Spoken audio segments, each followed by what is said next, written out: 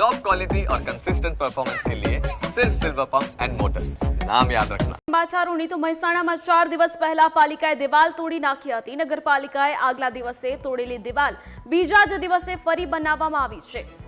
તો અહીં બીજા દિવસે ફરીથી આ દિવાલ બનાવવામાં આવી છે। તો તોડેલી દિવાલ બીજા દિવસે ફરી બનાવવામાં આવી। સોમેશ્વર કુંજ સોસાયટી દિવાલ તોડવા 100 પોલીસકર્મીની મદદ લેવામાં આવી હતી। તો દિવાલનું બાંધકામ કર્યું। સોસાયટીના રહીશોના મતે નગરપાલિકાએ ખોટી કામગીરી કરી હતી, જેને લઈને ફરી દિવાલ બનાવવામાં આવી છે।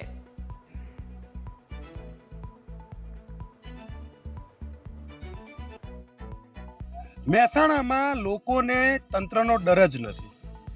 હાલમાં એક ઉદાહરણ એવું સામે આવ્યું છે કે એ સાંભળ્યા પછી કોઈ પણ વ્યક્તિ એવું બોલી ઉઠે કે મહેસાણામાં તંત્રથી લોકો ડરતા જ નથી।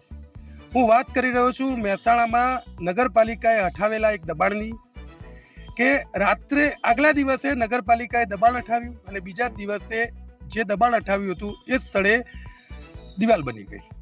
જે દિવાલ હટાવવા માટે નગરપાલિકાએ 100 જેટલી પોલીસ અને 4 કલાક સતત મથામણ કરી, સતત વિવાદ વચ્ચે દબાણ તોડી પાડ્યું અને બીજા જ દિવસે ફરીથી એ દિવાલ બની ગઈ। તો આ પ્રકારે જો કામગીરી થતી હોય અને આ પ્રકારે જો દબાણ તોડવાનું હતું તો પછી દબાણ તોડ્યું જ કેમ, એક સવાલ છે।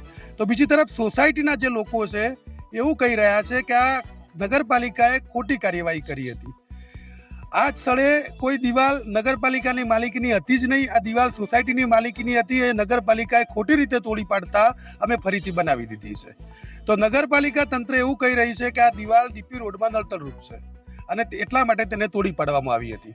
જોકે નગરપાલિકાએ દિવાલ તોડી અને બીજા દિવસે સોસાયટીના રહીશોએ દિવાલ બનાવી દીધી। આ વિવાદમાં હવે સાચું કોણ ખોટું કોણ એ તો તપાસનો વિષય છે, પણ હાલમાં આ દિવાલ મહેસાણા નગરપાલિકા માટે સાપે સસુંદર ગળ્યા જેવી સ્થિતિનું નિર્માણ કરી ગઈ છે। Kamlesh Raval, News Capital, Mehsana.